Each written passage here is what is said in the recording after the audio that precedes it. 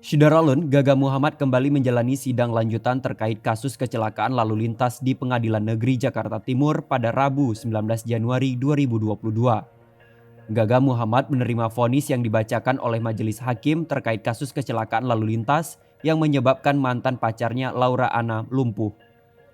Dalam persidangan hari ini, hakim terlebih dahulu membacakan fakta-fakta persidangan. Hakim membenarkan adanya kelalaian yang dilakukan oleh Gaga Muhammad. Hakim kemudian membacakan putusan terhadap Gaga. Majelis hakim menjatuhkan hukuman 4 tahun 6 bulan penjara serta denda sebanyak 10 juta rupiah.